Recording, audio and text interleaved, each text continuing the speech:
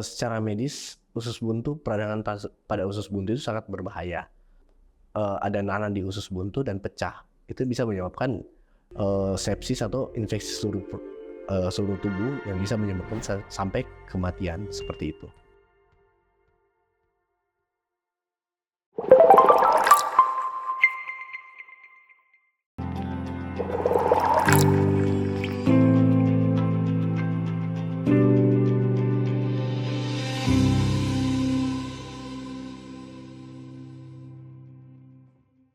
Halo sahabat Indriana, welcome back to podcast Sahabat Indriana. Pagi ini kami menyapa sahabat Indriana, semoga sehat-sehat saja di rumah. Kali ini sangat spesial, kita akan membahas edukasi seputar penyakit usus buntu. Apakah ini berbahaya dan bagaimana cara mencegah dan pengobatannya, kita akan bahas secara tuntas. Namun, kita akan baca fakta mengenai usus buntu. Ternyata, penyakit usus buntu merupakan istilah yang sering digunakan untuk masyarakat umum untuk menyebutkan penyakit radang usus buntu. Angka kejadian penyakit ini berkisar antara 24,9 kasus per 1.000 orang populasi di Indonesia. Wah, ternyata penyakit usus buntu banyak juga ya sahabat Dayana. Nah, kali ini kita akan bahas bersama dengan Dr. Christian, spesialis bedah. Halo dokter, selamat pagi. Selamat pagi. Gimana kabarnya dokter? Sehat? Ada menyebutkan bahwa penelitian dari Rikesdas yaitu 24 per 9 kasus di 1.000 populasi. Berarti memang kasusnya juga sangat meningkat setiap tahun, baik perempuan maupun laki-laki. Melihat angka kejadian ini dok, sebenarnya yang menyebabkan usus buntu ini apa nih dok? Jadi sebenarnya kan penyebab usus buntu itu adalah radang pada usus buntu itu sendiri. Nah, jika dikaji nih dari segi medis, kalau dikatakan usus buntu tadi disebabkan adalah suatu peradangan nih dok pada usus buntu kita. Nah, sebenarnya ini bahaya atau tidak dok? Secara medis, usus buntu, peradangan pada usus buntu itu sangat berbahaya. Apalagi jika terjadi peradangan sampai terjadinya kebocoran atau infeksi yang kronis, menyebabkan infeksi itu ada nanah di usus buntu dan pecah. Itu bisa menyebabkan sepsis atau infeksi seluruh tubuh yang bisa menyebabkan sampai kematian seperti itu. Oke, dokter menyebutkan bahwa tadi gejalanya ada nanah, ada sepsis dan juga bisa menyebabkan kematian jika tidak ditangani dengan benar, begitu ya dokter ya. Nah, namun gejala penyakit usus buntu ini apa yang biasanya dirasakan oleh pasien dok? Jadi gejalanya itu salah satunya yang paling khas itu nyeri perut kanan bawah. Tapi awalnya itu dia nyerinya itu dari perut kanan atas sebelah kiri, dari lambung turun ke daerah perut kanan bawah. Itu gejala paling khasnya pertama. Oke. Terus yang kedua ada mual muntah, ada demam, serta nyeri yang hebat seperti itu. Jadi memang gejalanya bervariasi dokter ya, mulai dari mual, muntah, nyeri dan lain-lain dok. Tadi dokter menyebabkan bahwa penyakit usus buntu ini disebabkan oleh beberapa faktor dan hal. Sebenarnya yang paling banyak yang penyebab dari usus buntu ini yang pernah dokter temukan, atau mungkin bisa sharing ke sahabat Dayana, penyebab yang paling banyak itu apa biasanya dokter? Jadi salah satu penyebab yang paling banyak itu karena sumbatan di saluran usus buntunya. Itu bisa disebabkan karena adanya kotoran di situ.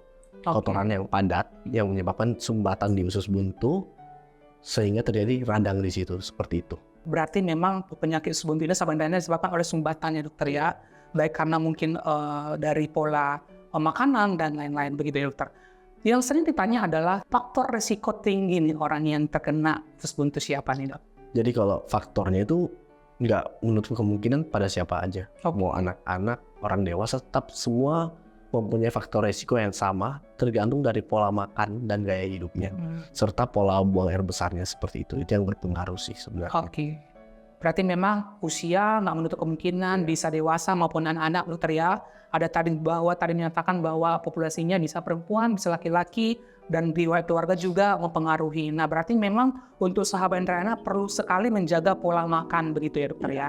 Yang berikutnya mungkin dokter, setelah terdeteksi usus buntu, apa yang bisa kita lakukan dan ke siapa kita mungkin harus melakukan pengobatan? Silakan. Jadi untuk mengetahui usus buntu itu pertama kan ada gejala.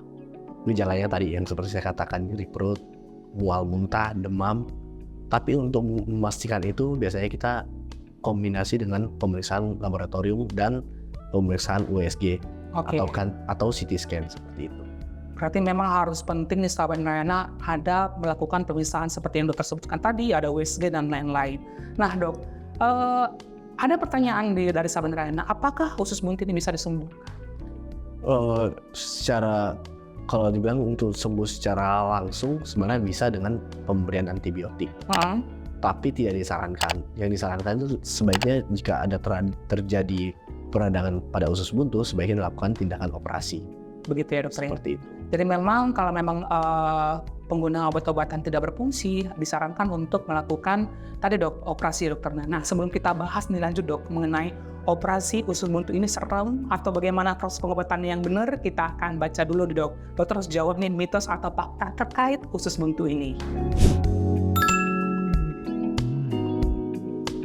Yang paling pertama nih dokter Christian, mitos atau fakta bahwa usus buntu tidak ada gunanya. Silakan dok. Kalau secara medis memang usus buntu itu salah satu organ yang tidak mempunyai fungsi pada tubuh kita. Jadi sebenarnya bisa diambil ya dokter ya. Oke, berikutnya dokter, mitos atau fakta, makanan biji seperti cabai dan jambu menyebabkan radang usus buntu.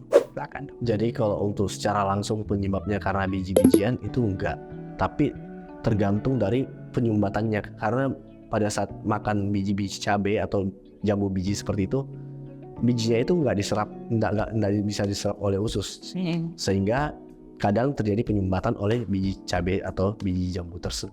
Oke, berarti memang tidak secara langsung, tetapi bisa menjadi faktor pendukung begitu ya dokter ya. Jadi memang sebenarnya nih kurang ini cabai yang memang masih ada bijinya.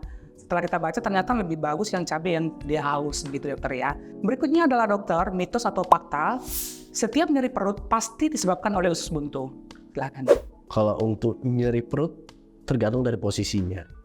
Kalau dia posisinya sebelah kanan bawah, banyak yang bisa terjadi. Bisa usus buntu, bisa nyeri perut karena infeksi saluran kemih, bisa juga karena adanya batu di saluran kencing bagian atas. Seperti itu. Jadi tidak pasti bahwa semua nyeri perut kanan bawah itu harus usus buntu.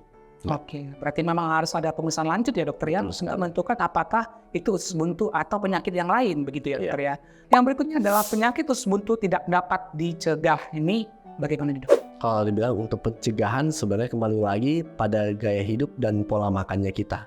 Jadi kalau bilang cegah secara pasti memang nggak bisa. Karena tergantung dari sumbatan yang bisa terjadi pada tubuh kita, respon dari tubuh kita sendiri. Jadi untuk pencegahan secara langsung ya dengan cara perbaiki pola hidup, pola makan, dan pola BAB yang normal seperti itu. Jadi memang perlu tadi pola makan, pola hidup, dan salah satunya adalah perbaiki BAB ya dokter ya. Berikutnya adalah radang usus buntu disembuhkan dengan operasi. Silakan nih dok. Ya jadi kalau untuk radang usus buntu sebaiknya dilakukan tindakan operasi. Tapi tindakan operasinya sekarang ada dua macam. Ada sayatan yang besar, ada sayatan yang kecil. Sayatan yang kecil itu bisa menggunakan laparoskopi. Seperti itu sih. Jadi memang ada beberapa teknik ya dokter ya. Yang berikutnya dok nih, yang paling sering berseliweran di masyarakat umum ataupun sahabat Narayana itu adalah mitos atau fakta dokter. Mie instan menyebabkan usus buntu. Kalau secara langsung enggak sih. Tapi mungkin itu masuk ke pola hidup dan pola makan ya dokter ya. Betul sekali. Nah berikutnya dok, mitos atau fakta melompat setelah makan menyebabkan radang usus buntu. Kalau untuk itu sih enggak sih. Tidak ya, itu mitos ya dok ya.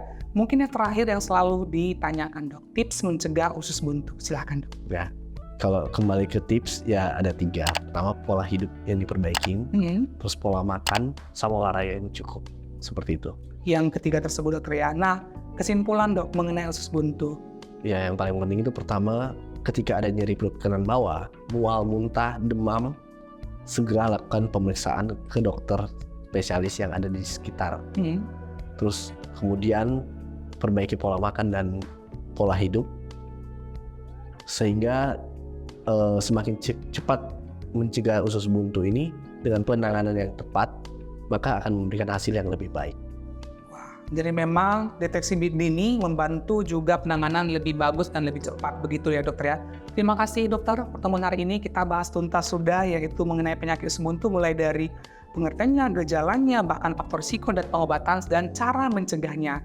Mungkin demikian dokter pertemuan kita hari ini. Kita akan mungkin bertemu di podcast berikutnya. Untuk sahabat Narayana, semoga pertemuan ini atau podcast ini bisa bermanfaat. Terima kasih.